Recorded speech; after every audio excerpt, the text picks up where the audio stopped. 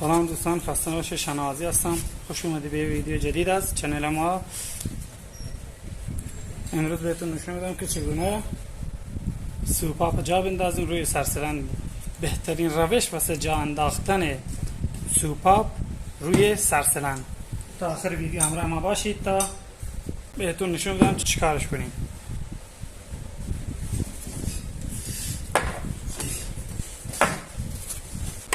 خب دوستان، بهترین روشی که بهتون نشون میدم یه نقطه خیلی مهمه که چگونه بدون وسایل مورد نیاز بدون که فنر جمع کن که فنر جمع کن اصلا نیاز نداری واسه جا انداختن سوپاپ. یه باکس لازم داری، باکس برمیداری روی سوپاپ قرار میدی، بعد با چکشی میزنی و این هم بیرون میشه.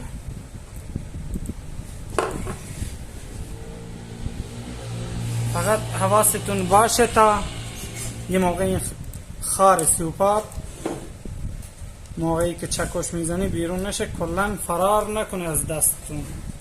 این میپره یهو.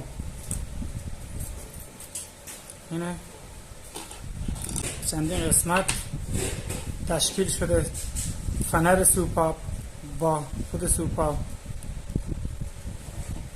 این هم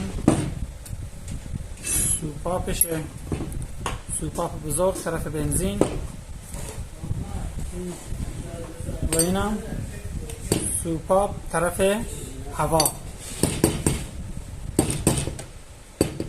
من اینو بازم مثل همین میزنم یکی.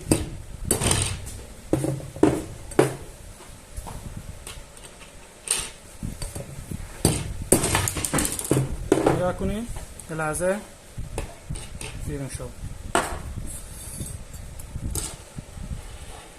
سوپاپا این فنرها با هم فرق نمی کنن، یکی هستن، فرق نمی کنن کجا جا بندازی، یا این ور یا این ور.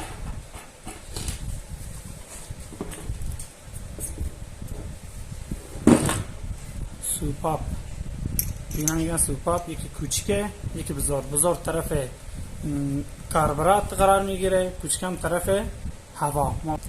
و بهترین سوپاپی که رو آرمان نچسبه. واشر داره، یه واشر کوچیک یه واشر بزرگ. قرارو جایی که هستن اینا رو جا میندازی، یه موقعی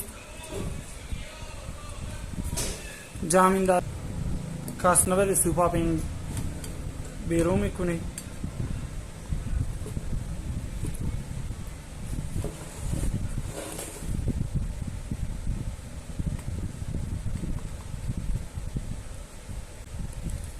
بین میگن کاسنور سوپاپ.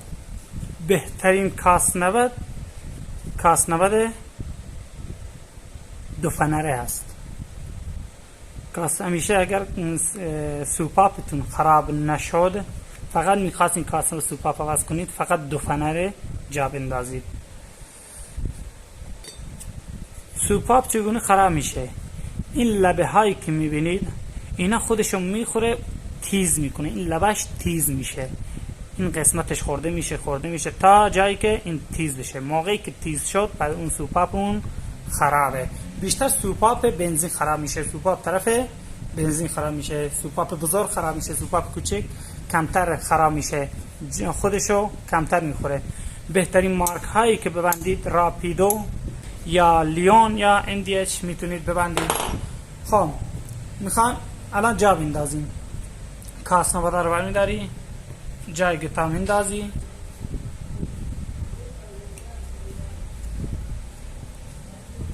بینا میگن گیت گفته میشه. و این کاسنور سر سوپاپه که دیگه جا انداختیم.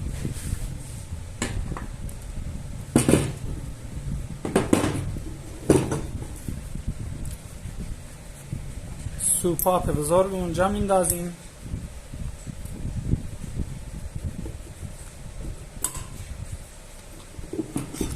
سوپاپ کوچکم جا میندازیم. یه باکس زیرشون قرار میدیم که پایین نرن. خب فنر دو تا فنر داریم. فنرها نگاه کنید، دقت کنید، این سری که فنره، این سری که فشرده شدن، این قسمتی که فشرده شدن، این به صورت پایین قرار بگیره. کجا؟ اینجا قرار میگیره. بعد اینم داخلش قرار میگیره. فرقی نمیکنه، هر دو تا فنر یکی هستن. میتونی جا بندازید. بعد خارش رو جا میندازیم. چگونه؟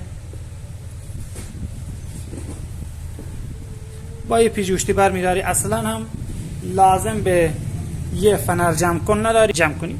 یه لحظه اینو فشار میدی میره پایین. بعد پیجوشتی این قسمت قرار میدی. قسمت که قرار دادی اون خودش جا انداخته میشه. نگاه کنید، این که جا انداخته شد، این یکی جا انداختیم. الان دومی رو چجوری جا اندازیم؟ پیجوشتی رو این قسمت قرار میدیم. نگاه کنید، اون بیاد، این قسمت نگاه کنید، این که اومد این ور، واشر دیگه کاسنود خار دیگه جا اندازیم. خب جا که انداختیم با پیچ فنر رو فشار میدیم به پایین. فنر رو که فشار دادیم به طرف پایین، خارم با این دستمون چیکار کنیم؟ فشار میدیم.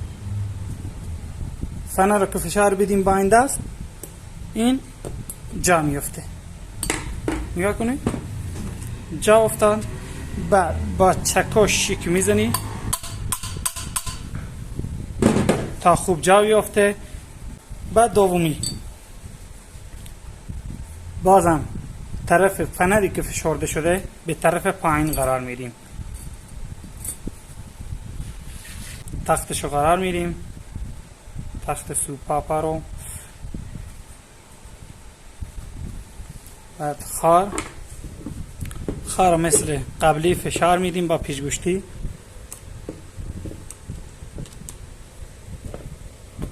فشار که دادیم خودش دیگه میره پایین. بعد خار سوپاپ بعدی رو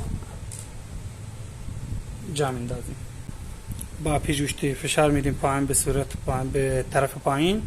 و این خار رو که جا انداختیم کمی فشار میدیم و فنر رو که فشار بدیم، خار سوپاپ هم فشار بدیم با دست دیگه. نگاه کن، یه لحظه وصل شد و دو تا روش میزنی تا خودشو جا بندازم. اینم از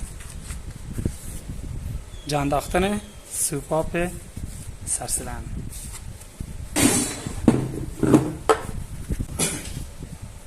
اگر از ویدیو خوشتون اومد، لایک و سابسکرایب یادتون نره. لایک هم بکنید که ما رو حمایت کنید تا ویدیوهای بهتری واسه شما بسازیم.